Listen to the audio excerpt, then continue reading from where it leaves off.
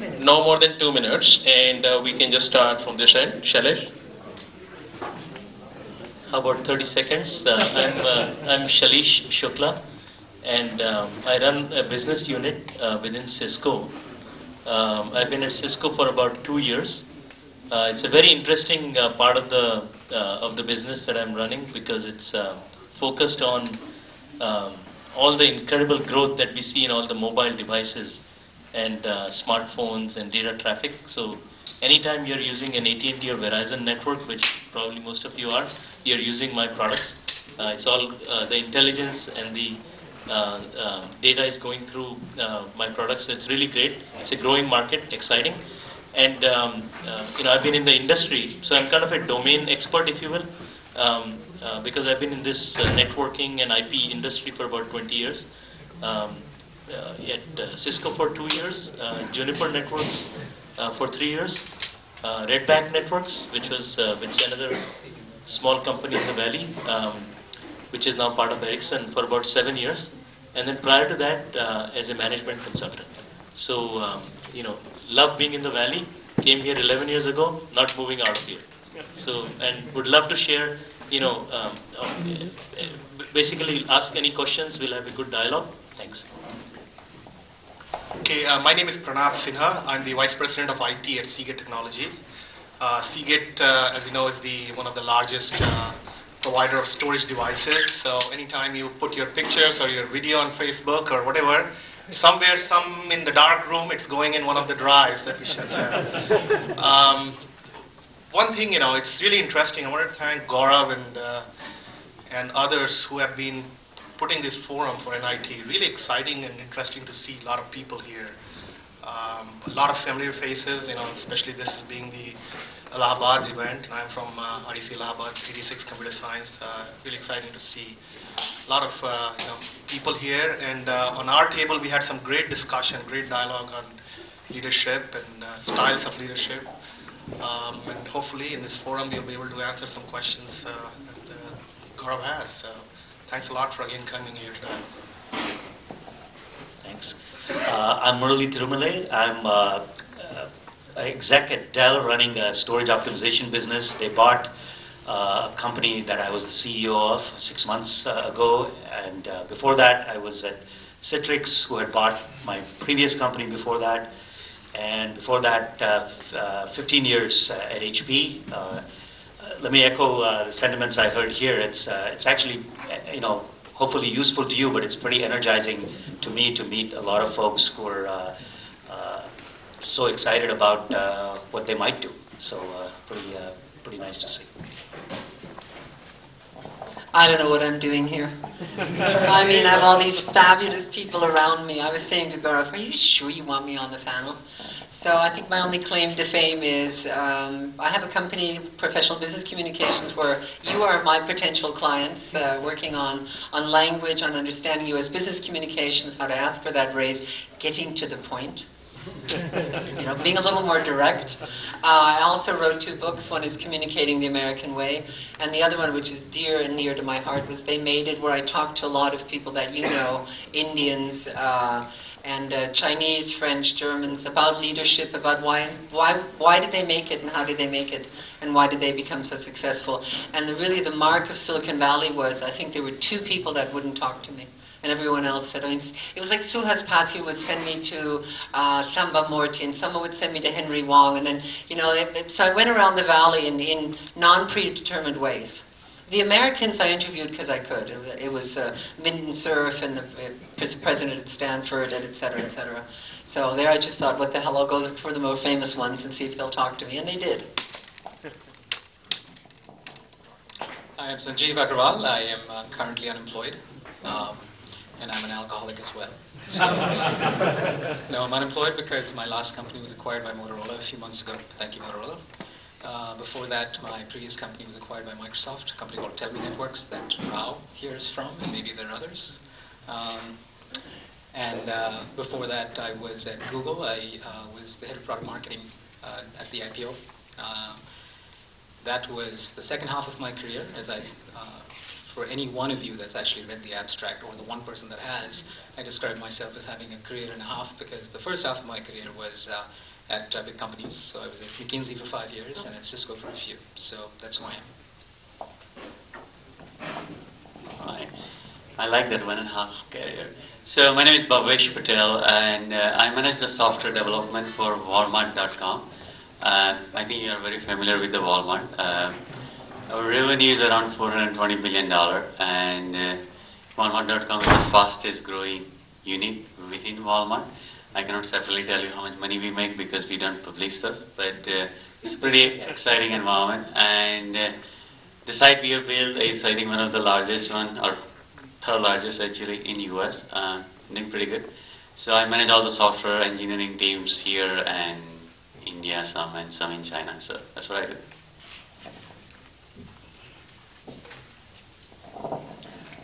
Hi, my name is Sandip Gupta. I am from NIT Allahabad, Mechanical 88. So glad to be here with the NIT Allahabad folks and rest of the team. I currently work for a company called Vertela Communications. Recently, Monday was my first day, and I manage strategic accounts and strategic alliances for them. And compared to most of the guys on my left, I've never worked for a big company. I've always worked for small companies, so I have certain perspectives on leadership that come with that territory, so I'd love to share that with you guys.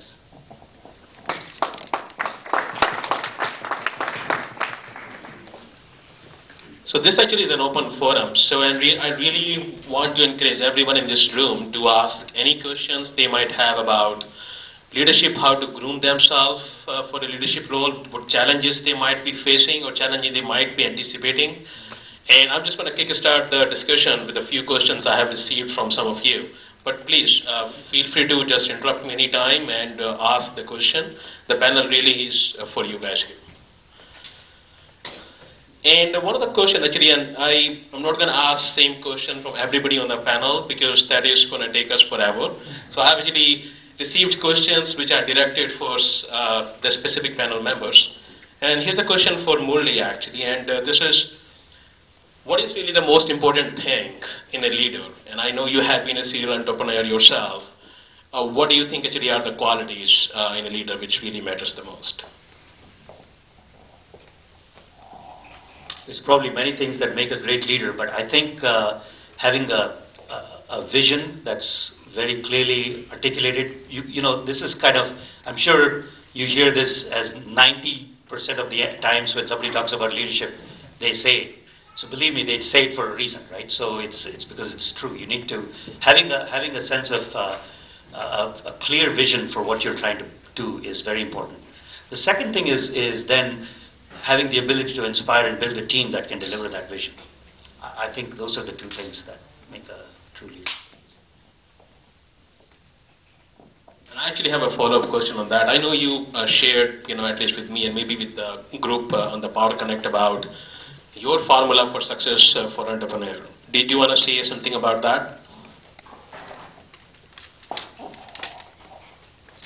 See if I can do this quick, and so I'm not monopolizing the question hour here. But the thing we talked about at my table was that something that I call SDBS as a formula for serial entrepreneurship, and it stands for Sell, Design, Build, Sell. And so this is all about doing it versus a fairly traditional kind of way people build products or maybe companies is they design, build, and then try to sell the idea to customers. The idea of SDBS is to put that customer up front in the process.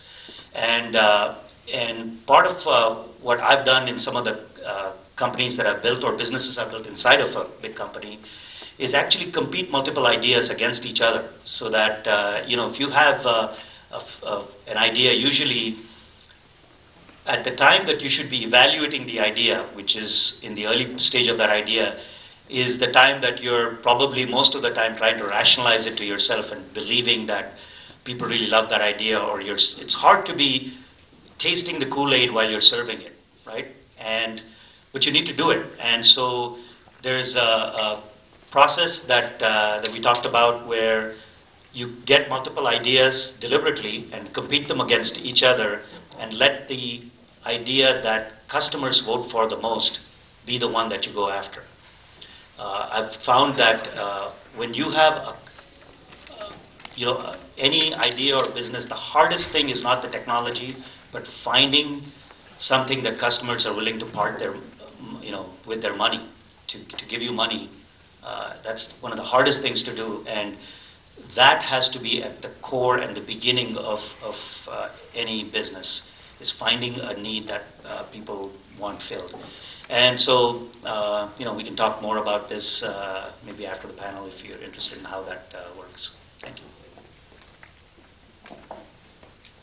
The next question is for Sanjeev. And Sanjeev, you in your own words, you say you had 1.5 careers. You had worked for 10 years at large companies, McKinsey, Cisco, and others. And then you worked at the startups like Dell and Aloqa. Based on your experiments with leadership, what do you think makes a better leader?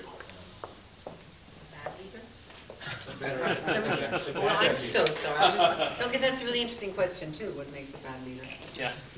So I'm going to disagree with Murli because I just want to liven things up. Competing ideas. I actually think leadership in large companies is about being a great bureaucrat. I think leadership in small companies and types of companies that I've built or I'm trying to build is about not actually selling anybody anything. I actually believe that leadership is about being inspired about something. Find something that you think is a real problem that you can solve, and don't give a shit about who's going to buy it. Because if you believe something is a problem and you believe you can solve it, and I gave an example at my table. You know what Facebook's business plan was in 2000? College men like to look at college women, Getting girls. and college men and women like to have sex with each other. Okay? That was the inspiration. Now, if you think about, and look, a lot of it is luck, and a lot of it is the right thing falling into the right place. At the point in the world we live in, the cost of trying an idea out is so low. Again, it depends on industry. It depends on where what you're trying to do. Clearly, if you're trying, like I said, trying to build a fab, you better have a business plan. But if you're trying to really build something in the mobile space, you're trying to build something on the web, don't do something that fundamentally doesn't inspire you. If it doesn't feel like playing whatever sport you'd like, if it doesn't feel like playing squash in my case, don't do it. Right? If you wake up in the morning thinking, oh man, I've got to go to work now because I have to go talk to a customer, don't do it. So number one thing, just to come back to the point, to me, a leader is somebody that can inspire. That's why Dhoni, not Tendulkar. Right? That's why Imran, not a better bowler than Imran for Pakistan. So number one is number one, and that to me is 80% of the characteristic of a leader. Everything else that you read about in books is actually right. Yes, in the end you end up with a vision. If you ask Mark Zuckerberg what his vision for Facebook was in 2000, one of the founders I worked with once told me when I asked him the question, "What's your vision for this company?" He said, "If you want to have visions, go see your doctor." So, because seriously, there are lots of companies that have been started based on basically, I want to do this. Twitter. What was Twitter's vision? 140 characters, 160 characters in a small piece of. That's a vision. So number one for me as an entrepreneur has been, am I excited about this? Is this a product I will use? Is this a problem I can solve? Which is why I also have very draconian beliefs. Like I think market research is useless. If you start building a company around a really well thought through spreadsheet with a 90-day McKinsey study, somebody will have built the product by the time the study's done. So don't do that. So number one, inspiration. Number two, action. Okay. Thinking, translating to action. If you can cut the time between those two down to as close to zero as possible. A lot of people here from the networking space, Mike Volpe is a friend of mine who once told me he was on the board of Skype, and this was old enough for me to be able to repeat this. And he said, the thing I used to love about Skype is we'd have a board meeting, and it would run into the next day. We would suggest 3 ideas, and the next day the guys would come to us with those ideas there to prototype it. That to me is the power to be inspired by an idea and by a set of people around you that you can inspire and be inspired by to be able to move that fast. So I'll just stop here. Those are the 2 biggest things in my mind, inspiration and action. Thank you. Thank you.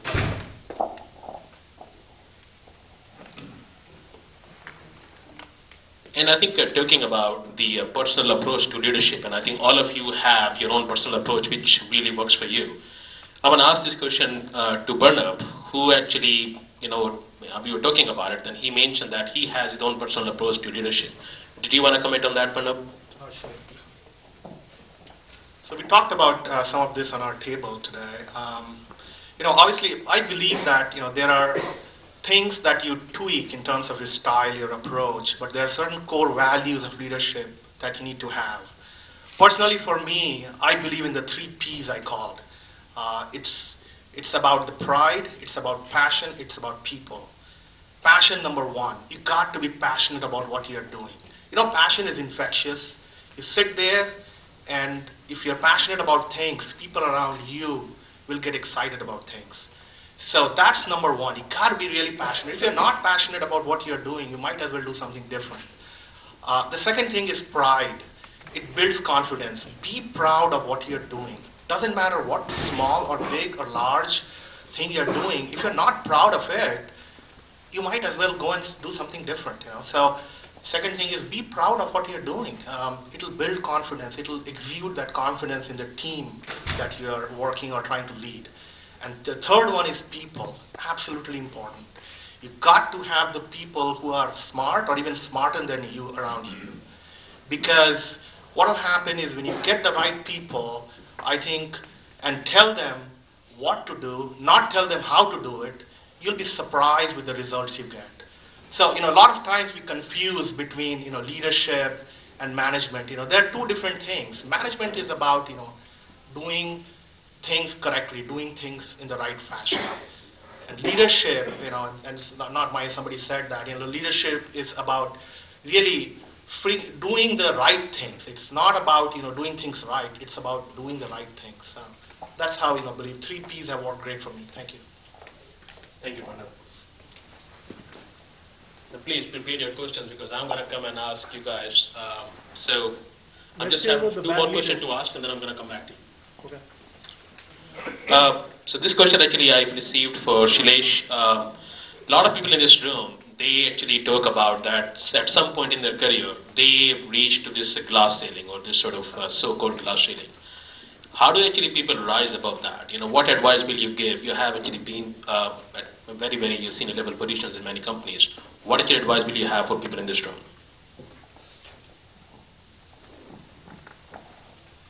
So, the funny thing is, the advice that I would have is exactly what these guys just talked about. So the first thing in my mind is, see, the glass ceilings and so on are really something that are meant to be broken. Okay? The first thing is, even in a large organization, think like an entrepreneur. Okay? Which means, think about the ideas that you want to pursue. Every day when you wake up, you think about how do you evangelize it. Right? Your notion of sort of selling first, and then you build it and so on. But think about that evangelization. Think about how to do more with less. Be frugal. Think about people. Right? It's being an entrepreneur means it's all about the idea and the people.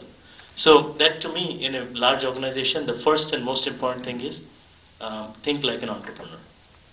The second thing is learn to influence without having the authority. And what I mean by that is similar to kind of the notion of inspiring others, or the notion of there are 2 types of leadership. One is kind of management leadership, which I call as, on our table we discussed it, I view the management as process leadership. Right? You're kind of moving the ball forward. You're doing the right things. But in order to really make a difference, it has to be an inspirational leadership, which is the simple phrase that I use is, how do you inspire others to do insanely great things, right? And for that, you need the third thing, which is need to be able to make an emotional connection with people, right? It's very different in a small, say, internet startup where it may be a very small set of people who are already committed, have a great idea, and don't give a damn, as Sanjeev said, about what others are thinking, right? But in a organization which is large, you do need to carry people along with you, and that can only occur through an emotional connection, which is driven through an inspirational leadership. If you have those and drive the power of ideas, there is no glass ceiling, right? And there are numerous examples of that. So that's the way I look at it. Thank you. And I have a follow-up question on that, actually, from Sandip, and we talked about that there are different styles of leadership. And do you want to actually put your thoughts on that? You know, there are two styles you talked about. Yes, so I think leadership takes, it's not one style of leadership that applies across the board. So the styles of leadership change depending on the people you're working with, depending on the current challenges of the company, depending on the market situation, and so on and so forth. So it can vary from being a style of mentoring, where you work with your people and you do more one-on-one coaching of these people. You work with people in teams. That's more what we call participative or affiliative kind of leadership.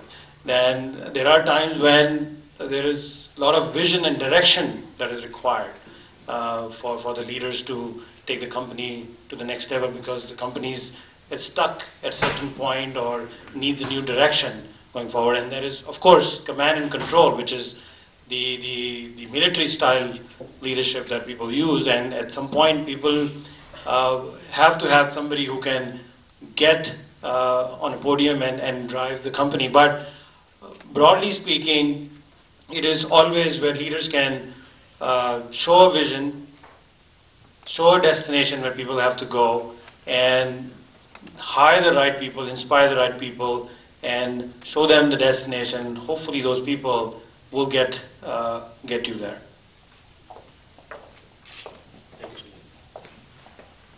And the next question actually I have for Bhavesh, and this is really about how somebody prepares themselves to be an effective leader. What approach actually you have taken, and what do you suggest to people? Wow, I was surprised that he picked me.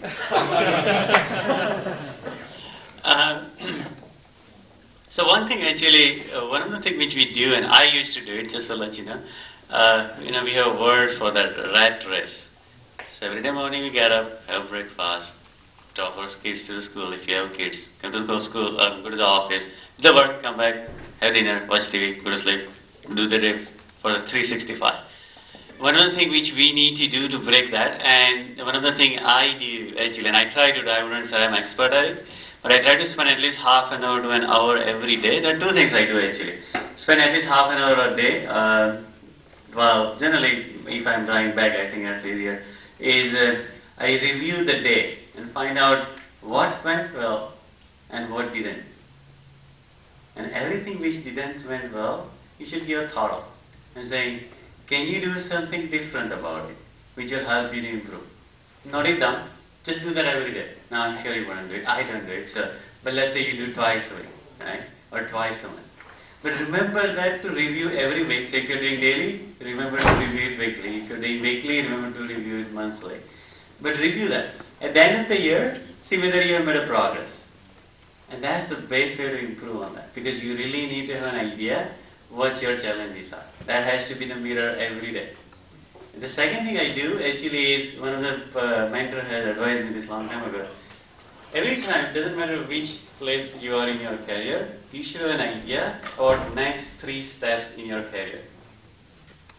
So if you're a director, you should have an idea you want to be senior director, you want to be VP, you want to be CR, you want to be VP of marketing, you want to be VP of product, doesn't matter, you want to be an entrepreneur, it doesn't matter. You should have an idea. That's the first thing you must do. Because a lot of time what I have seen, and I feel very sad about some of the people and some of my friends, is they go into the round robin fashion. Actually, we talked at my table. So they'll go from system administration to the DBA, to software developer, to a QA, to a product manager, to the project manager, to the business analyst, to something. And then they'll come in 12 years and they're at the same level. And never do that. Right? You always want to have an idea, what's your target, what do you want to be in your life. Just have 3 steps. If you know 3 steps, just at least think 1 step. It will help you a lot. Because that will help you to make your career decision way earlier, and then you'll be way ahead of the people. lose my hair. Thank you, Bhavesh. Just have the discipline to do it. That's the problem. Yeah, that's the problem. And this is the last question I have, from my side, and this is for Angelika, you. In your book, actually, you have interviewed a lot of leaders. And, we all know that we all learn from mistakes more than we learn from our successes. Do you want to talk about some of the mistakes the leaders admitted, while you spoke with them, and what did they learn? So I interviewed about 50 people. Unfortunately, I had to drop. So my book would have been 560 pages long. As it is, it was 287. I had to pay $2,000 to an editor so that they would take these beloved people that I just love meeting, and they're fabulous interviews, and cut them down. And I couldn't cut a word myself, so it was a lot of wasted money. I have a couple of the stories. One of the, which is surprising for me, I don't know if any of you have heard of Wu Fu Chen. He's very well known and very successful, and all the Chinese say, you will never get to talk to him. No way will Wu Fu talk to you, no way. Guess what? I met his wife. So that was, of course, absolutely, she introduced me to him. And he, well, yeah, I mean, come on, you meet the wife, you can get to the husband, right? And he was from the University of Taiwan, very bright, computer science, and his dream was to go to Berkeley and get a PhD. So, of course, he'd learned English in China and all that, and so he got off the plane, he said, oh God, I'm in trouble. Probably didn't say, oh God, but he said, I'm in trouble, because he couldn't understand the people. And when he asked for something, they really couldn't understand him either. And so he went to Berkeley, and he thought, well, computer science department, PhD computer science, they'll ask me computer science questions. And there were 5 people, I don't know, except 3 professors and 5 or 6 candidates, and they asked him, they didn't ask him a computer science question. They asked him, well, what do you think of the future of the mainframes? And of course he had to answer in English, and his English was so abominable that they didn't admit him. So what he did afterwards, he gave himself 10 years to create his first startup, and he did it in 8. And the first startup, of course, failed. But then the ones afterwards were really great. Can I tell one more story? Sure. It's a really funny other story. Do any of you know Kamran Elayan? He's Iranian, and he's global catalyst partner. As everyone becomes a VC and CEO, wonderful philanthropist, and to inspire his employees. One day he loves to tell this story. He tells lots of great stories.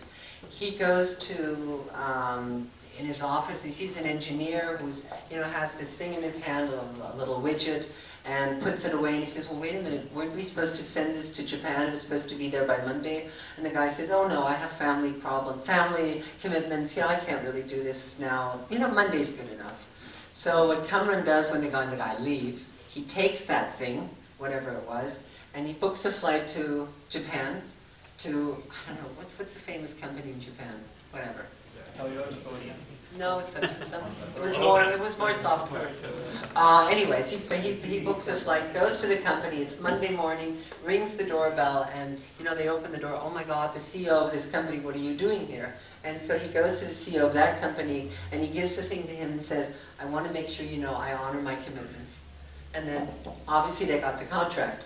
But then he flies back, and he sees this engineer, running around like a chicken with his head cut off, looking for this piece of whatever it was, and he couldn't find it.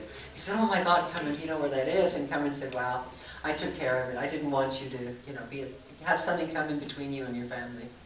And of course, they never did that again. And I think that was inspiration by doing. So I think that's a form of leadership as well.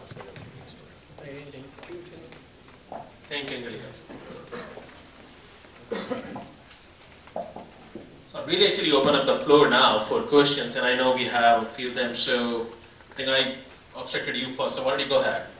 Yeah, back to you. You mentioned that it's also a very good question about what makes a bad leader. So what are your comments on that? What should we avoid? Come on, you guys are the leaders. I think managing by Moses. I don't know if you know what Moses did. Moses gave the 10 Commandments on Mount Ararat. In other words, here's what you're supposed to, my voice is, so I'm used to teaching, so microphone or no microphone. But I think not leaving the flexibility of people. So I would say those are nowadays, but now let's go to the real leaders here. You should know what makes a bad boss. Yeah, I'll go back to the things that I think we've all experienced. Look, the reasons people leave companies are, I don't like my job, I don't like my boss, I don't get paid enough. I think pretty much in that order. So bad leaders are people who don't do things for the right reasons. If you feel your job isn't what you like to do and your boss still lets you do it, that's not a great leader.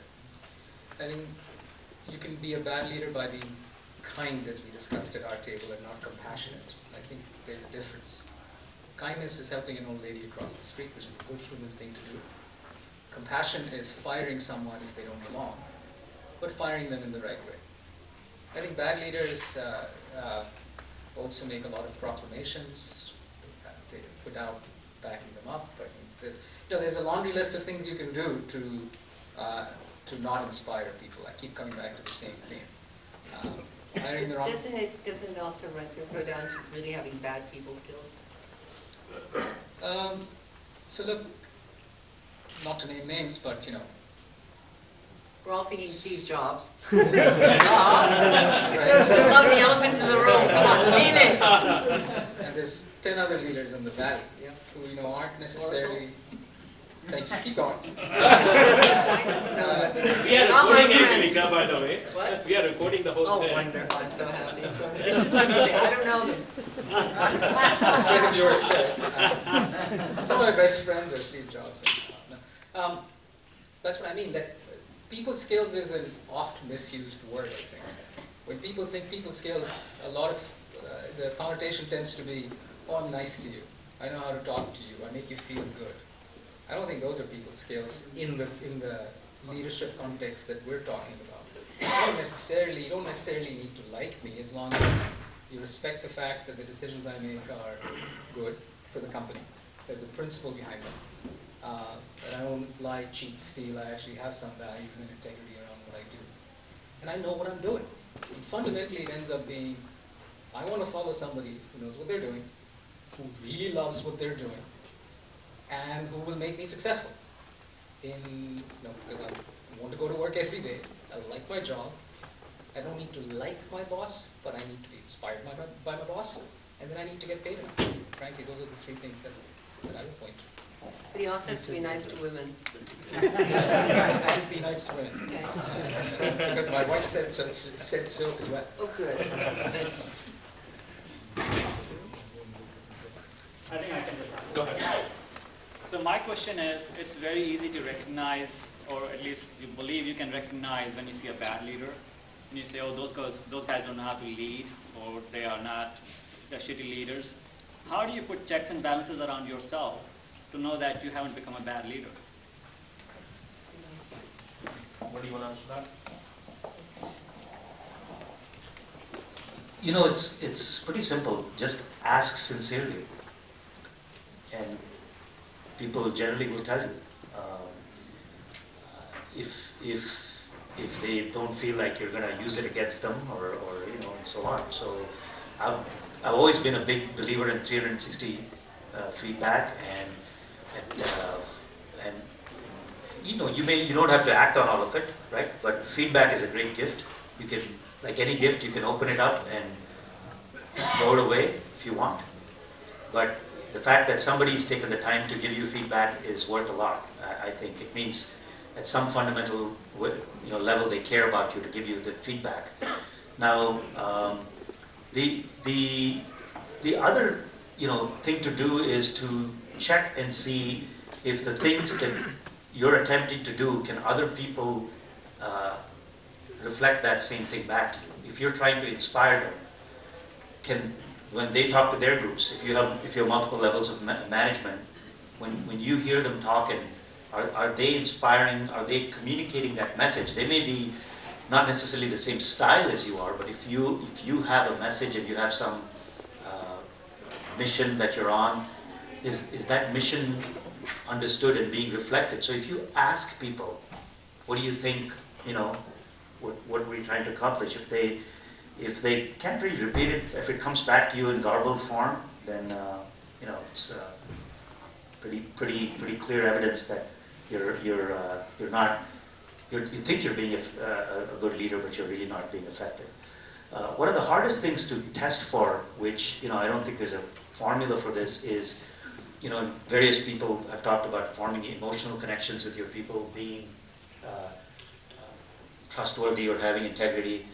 And that's one of the hardest areas to check, because most people will lie to you if they feel like you're a person who responds to being lied to. So what I found is, again, you probably have lieutenants in your organization, or people that you formed a deep relationship, who are not threatened by giving you honest feedback. And it's not everybody. It's usually a few go-to people. And some of those people, if you do this in the right place, which is probably, by the way, on your 5th beer at some restaurant, not at your office, where you're surrounded by the trappings of your own power, that they'll probably tell you, what you could do better. So there's ways to test that, not by asking sometimes direct questions, but by asking indirect questions about how could we be doing better, and what they mean is how could you be doing better when they reply to you. Can you add something to that? Yes, please. There's a simple tool that you may consider using. So one thing that I've done in the last 2 companies that I've been at is just create a Google Doc, which I require everyone to spend 15 minutes at the end of every week doing 3 things. One is, what did I accomplish this week? Not what they did. Every individual has a page where they say, here's what I accomplished this week, 3 things or more. Here's what I plan to accomplish next week. Not activities. What do I plan to accomplish? And then there's a common page for all of us, which is, what am I worried about? One way you can test the effectiveness of how good a leader you are is look at the themes that come out if they're anonymous themes. If you have a 50-person team, throw a Google Doc up or a wiki page up and say anybody can write anything. Ignore the spam. You have the YouTube problem with a lot of spam or some spam. But by and large, if your team is serious, they will give you feedback that actually reflects on you. So if you constantly keep hearing, I'm worried about our strategy, I'm worried about our product won't ship on time, I'm worried about we'll run out of money, I'm worried about we're not hiring enough people, that's a good way to get checks and balances, because these people are really close to you. And it's a free, which is really important, and a relatively high cycle time. So you don't have to do 360, you don't have to do anything formal. You can get weekly feedback. It's actually pretty useful if it works. So did people actually give you feedback? Did you find good feedback there? I was working with 17 engineers, 5 PhDs and 12 masters in computer science who were not shy. Anything from we were taking too long to build this product, we are putting too many features in, we have 9 months worth of funding, we need more clarity into funding.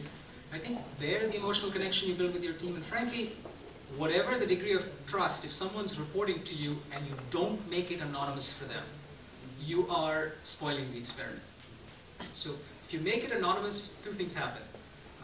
You don't get to hear what you want to hear only, because in the other sheets, which is what did I accomplish this week and what I'm going to accomplish next week, I always got sometimes I got a lot of dressing. If you actually let people comment, and first of all, if your team is one that's chosen, right, and these people care about the company. In our case, if you're an entrepreneur in a startup, your balls are on the line, so you care. I think you try it. See what you get. I agree with this actually. This works even in large organizations. So it turns out that we have about 1,000 people organization, and anonymity is key. Okay, nobody wants to stand up and ask the tough questions. So it's very critical to give them an anonymous opportunity to either ask questions or post comments. Right, that's one. Second is, by the way, at least in my experience, when you're talking to somebody in the hallway, and based on the responses that you get, you can actually tell in an instant whether they believe in you or not.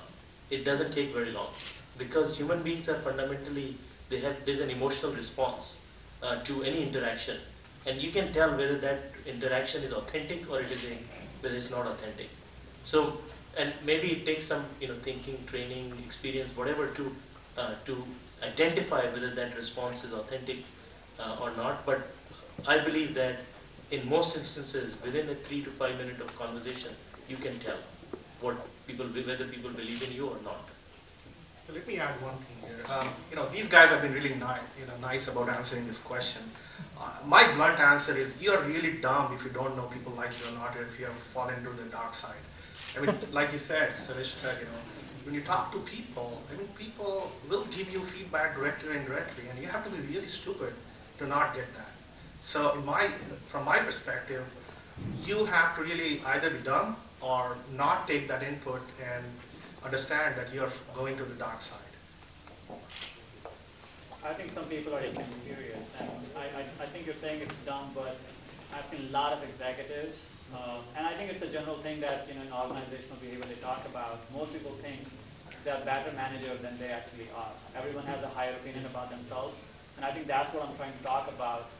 Feedback, especially like when you talk about anonymity, if you have a bigger team, it works. If you're a small team, 2 or 3, people always know that somehow you figure out who it is who's giving feedback. And in that situation, the feedback is not reliable. And I was thinking more about, maybe checks and balances on your own side, maybe, symptoms, just like when you're sick, you have a headache or something cold. Within yourself, you can figure out if you're doing something wrong rather than talking to someone. So I know about those things that exist in most of the organizations in some way or this form that you can get feedback. But I'm sure that there are other ways to know that there's something wrong about you, that things are not working out. And I feel that I've seen a lot of senior vice presidents who are completely oblivious. Everyone in the team believes it's them, but somehow they never get the idea. And I just don't want to become one of them, and that's why I was bringing up the question. No, by the way, I want to make one comment. Your job as a leader, it's perfectly fine if you're pissed off a few people, right?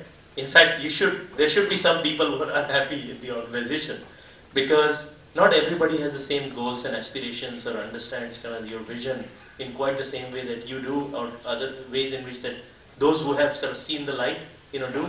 So it's perfectly fine. Your job should not be to get a warm and fuzzy from everybody. In fact, you should piss off a few people, right? That's one thing. Second is the notion of authenticity is extremely important.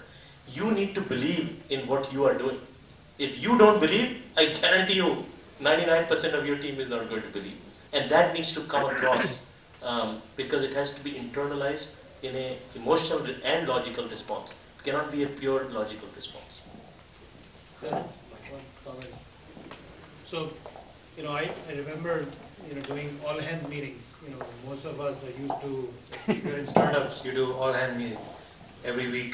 And as a CEO or as a leader, when you stand up or when you're preparing the presentation, you have to put up statistics or metrics on, product and hiring and sales and marketing. And when you are preparing the presentation, you get that data from sources. When you put up that data and you're trying to be transparent, if you know you're making up that data or you're making up that presentation so that it looks good and people get excited, that's when you know you're failing. So being transparent and standing up to that transparency is where the litmus test comes as a leader. There's a question in the back. So I think Murli mentioned to get the good feedback, it's usually over base of the 6 points. I've seen Sanjeev in action giving feedback both down and up. Now I'm thinking he's always on buzz. So he's always given it like it is. So the question to me is, there's a part of the receiving feedback, but how do you also give feedback to the higher up in a measured way and in a direct way? Any kind of Well, I think one way to, if you want to use the word soften the blow or whatever, right, prepare the ground for giving feedback, is to start with the fact that you really actually have an alignment of goals. So we're all, you say we're all on the same side. You just kind of reiterate that here, this is what I think we're all trying to accomplish, and I think then you say the reasons that we might not be, doing as well could be. That's what you outline, and then you say, there's a kind of a role that people have, there's a role leadership have, and that's the point when you can get as blunt as you want, right? And depending on your relationship with people. I think, most of the time, I think if you project it as a problem that we all face together, but you're part of that problem, not part of the solution, I think most people react to that. I'll tell you how I personally kind of encourage that a little bit more as when I was in a big company, did this a lot, and then it became something I use all the time. One of the things I always do fairly early in my bonding with a team is, and I did this at HP, I just shared my performance evaluation with them at a coffee talk, all hands. And I just tell them, hey, this is stuff that I'm good at, and this is stuff that I'm not so good at. And part of the goal of doing that was actually to let them know that I expected to get help from them on the stuff that I was not so good at, and that was partly their role. I'm going to try to get better at this, but one of the ways I get better is by using your help. If I've got a weak left foot, and and I'm playing soccer, and if it's to the right, I'm going to kick it into the goal. But if it's on the left, I need somebody I can pass to so that you can kick it into the goal. Yeah, but wait a minute. Those are. You would probably say, well, I'm not so good at coding. I mean, I'm sorry, I can't do all your geek speak. But I'm just saying, you would take something that's technical. You wouldn't say, oh, I lose my temper rapidly, or I really don't like people who lisp. No, I did. You really would, even those personal stuff. Absolutely. And you know what? Wow. What I found is it's pretty amazing, because one, you've let your defenses down. They see you as a person, not as some kind of godlike figure in your eyes and their eyes. And the other thing is, if they like you, so you see, if they don't like you, you're screwed. They're like, hey, he told us 10 other reasons why we should like him, right? I mean, if they like you, and you're on a mission, and you say, look, we're all in this together. I have a weak left foot. I need help. How many people have, are good at taking a pass from my left foot here? They will respond. I've had people respond, and by the way, they respond because they react to you at an emotional level, and they go, hey, we actually want to help this dude. Give these waters. So Ralph, was your question how do you give upward feedback? Try and take a slightly different. It's very hard. One of the reasons that I ended up finding it, if you have, and the reason it's hard is, again, to just pause at a couple of things. I think part of being a leader is you have ego. Part of being a leader is you actually believe in something, and you believe there's a right way of doing it. All of us in this room have those points of view about something. And part of it is also creating a field around you, a distortion field around you, where you don't believe you believe whatever you want to believe. So Steve Jobs believed that despite 15 MP3 players, you could create a better one, right? In that situation, when you're trying to give feedback to a person who's fundamentally not someone who listens very well, right? Again, this is, a lot of leaders are listening because they're waiting to talk. They're not actually listening. So identifying the style that works with who you're trying to communicate to. I used to think all this Myers-Briggs stuff was all bullshit. I still think it is, but some of it works, right? So for example, I know I'm on the fence of an IE NTJ. So with me, if you show me numbers, if you show me logic, if you show me data, I might be convinced. Knowing that about me helps you give me feedback with loads of volumes of charts and graphs. If you are General Patton and you are rescuing... Don't start with the Germans. If you are on a mission to... Here we are again. If you're a military leader and you have a mission, appealing to facts, with facts may or may not help because you have a goal. So I would say this is a much longer conversation, I think. I think really understanding who you're talking to, really understanding what influences them, how much of a distortion field they have around them regarding what it is you're talking about, would help in how you couch it. Of course, the approach that you could also take is, I'm going to be direct. And Rao, I think we can relate to this in a couple of instances. And if that means that you don't like me, this is not a popularity contest, that's fine. That's a harder thing to do. So you have to decide how much you care about your job at that point.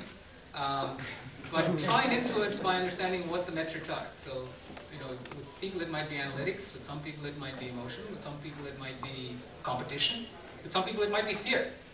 If we don't do this, then somebody else will, or our lunch will get eaten. You really have to understand that who you're giving feedback to a little better. And over beers, we can talk about the person we're thinking. I can add real quick, just I completely agree with you. That's exactly what it is. A lot of people who are successful have a lot of ego, so you have to be careful about that. The way you want to manage it is just go from the fact point of view and go from the business point of view. At the end of the day, just be careful about this, okay? At the end of the day, you are doing the job, okay, over there. Actually, or basically if you have your own company, then you're basically passionate about your idea, and there are people working for you. At the end of the day, that's where you need to be having a distance. You don't want to be personally, emotionally attached in the conversation. You will goof it up if you do that. Just be fact-based, just be focused on the business outcome, what is good and what is bad, and that's it. And I can tell you, you have to have a very low ego, and the reason is because as you go up, you need to understand that there are a lot of conflicts over there, and you need to make sure that you are ready to compromise, in the sense you have to agree to disagree on many things. And when it is your boss, you are basically on the other side a lot of times, and you need to make sure you are there. Or, as you say, you need to understand where the job is, and you can basically decide to leave, because at the end of the day, it's a mutual agreement between the two.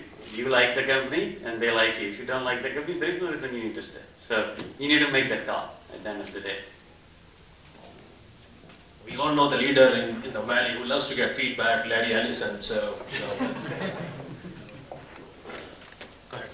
See, the hierarchical relationships are being challenged in today's world. Everybody wants to be leading his or her own life. So how are these theories which we are talking about applying and going to apply in the world which is going forward, coming in future, say 10 years down the line, 5 years down the line? I missed the question. See, the question is that the hierarchical relationship is being challenged everywhere. Nobody wants another person to be his her leader.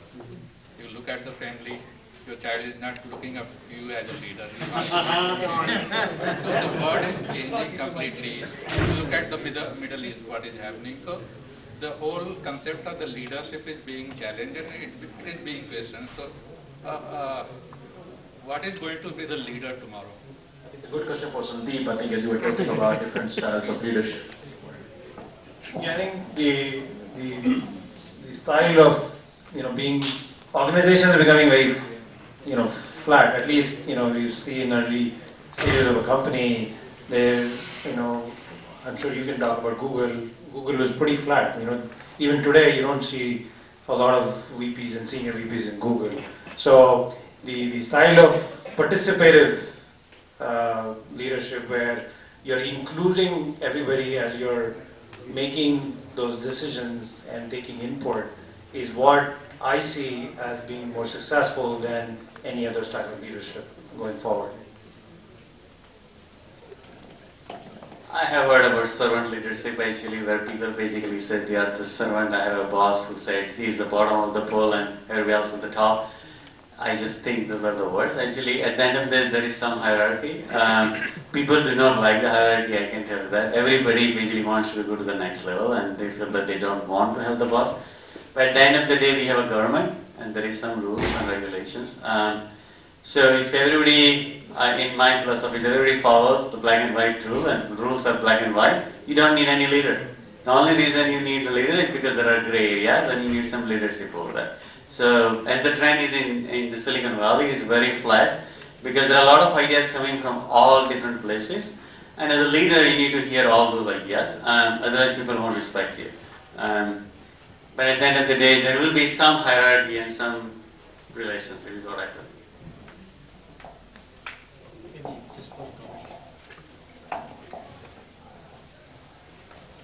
I agree. I don't think this hierarchy is not going away. I think it's just becoming flat. But my observation is that ultimately it comes down to whether you can influence people without having the authority, right? So in other words, you may not necessarily own all the resources to deliver a product or a service, but can you, through your inspirational leadership, your vision, your ideas, get people to follow what you want to do? That's the key. And that occurs in a collaborative environment, that occurs in a hierarchical environment or in a flat environment. And that's ultimately the thing that I've found that works. Okay.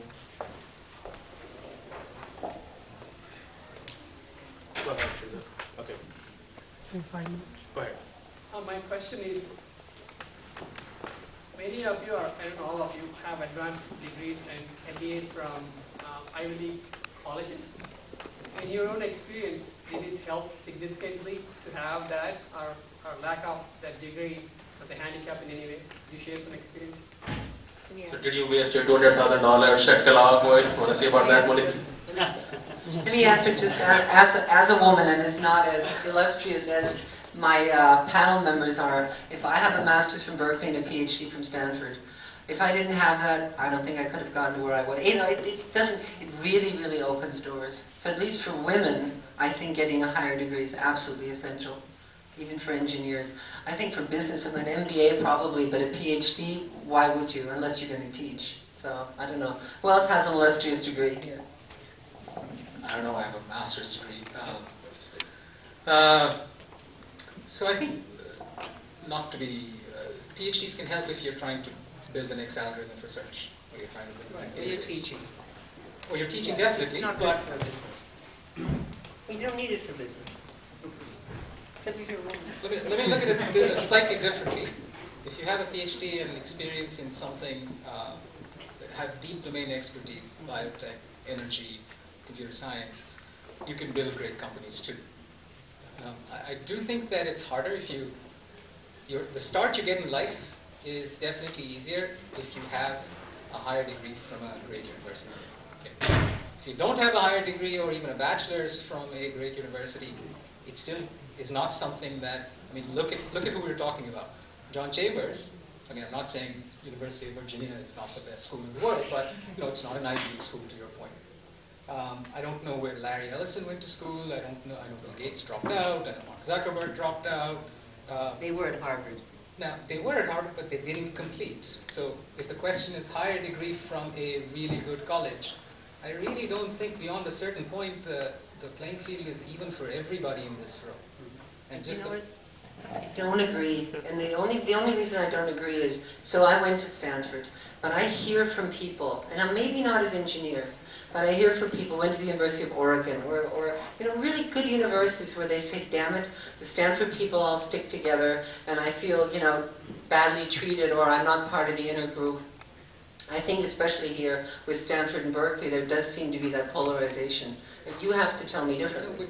What I'm saying is I don't need to feel like I belong in any circle where I'm invited to a private party, right? So for the business that all of us are in, I think, if we have great ideas, if we went to the University of Oregon, or we went to the University of Chicago, or we went to MIT, it costs very little money to go try that idea out. But didn't Google start out by only not hiring San Jose State, but only going to the Ivy Leagues and Stanford, etc.?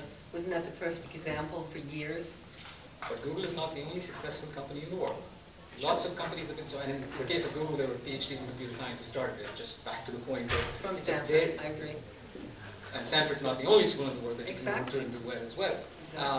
So I really think that a good degree, a good college gets you a great start in life, and that's it.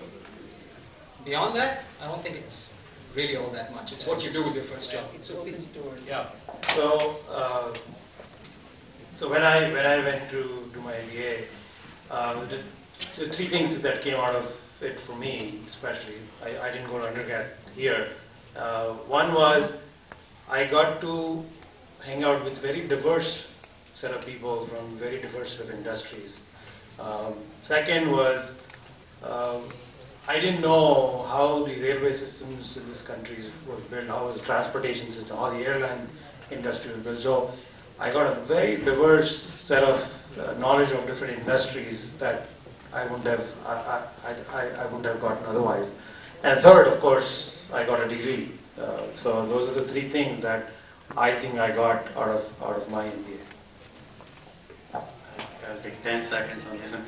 So I think the degree actually, from my point of view, I agree. I don't think so that helps as much as you are smart enough to figure it out your own way. What you are doing over here is what is more important, which is the networking. Because at the end of the day, what happens is, one advantage you have with the degree is it helps you to try to train your brain to solve very complex problems. And I think that definitely is a very helpful thing. It's not about learning something, but specifically train your brain to solve a very complex problem. But that you get even in the smaller university. It doesn't have to be the Ivy League. Because you need to have that focus to really learn about it. The second thing is you need to know, are you going to use that knowledge? Many of you have done masters and PhDs. The question is, how much are you applying to solve the real life problem, as somebody talked about it. And that is very important. So I think the world really has to connect the people and try to solve that problem, or at least have an idea of what's happening in the real life. So that is more important. After, I think, initial start, you get with the degree saying, okay, he's from Stanford, so great, let's hire him. But after that, how much you're utilizing and how much you're focusing to improve the situation, that makes a difference. Yeah. This is a hot topic. You have time for one more question. So I agree with what we all said here. I mean, first of all, I don't think anybody is going to discourage you from going to a higher education or getting a degree or whatever. But the key thing is, like Sanjeev was saying, I totally agree with him, that it gets you in the door, but at the end of the day, once you get in, you're at par with everybody else. And it really depends on what you do, how you perform, how you influence others, and what you do at your work. That really counts. So, yeah, to get in, you would probably, for example, Google, you need a pedigree, probably a different, Stanford degree. But in general, for a lot of successful companies, it helps you get in the door. But after that, it's you. It's your value, your passion, your work that will, take you to the next level. Can I just add one comment? I think everyone has already said this. The one point people didn't mention is, especially MBAs from good colleges are a great career changer. Right? They allow you to go from one kind of area of expertise or work to something completely different, all the way from Wall Street to to management consulting to some other area of industry. Right? That's an important thing. So time for one more question. Go ahead. Hey, so consider this statement. We need to create synergy between customer advocates and relevant influencers by generating social media strategy to adversely. You get the idea. So this is the kind of sometimes, so to say, marketing fluff we get from leaders. How do I tell them that I don't get a word of that? It's basically bullshit. Don't hold yourself.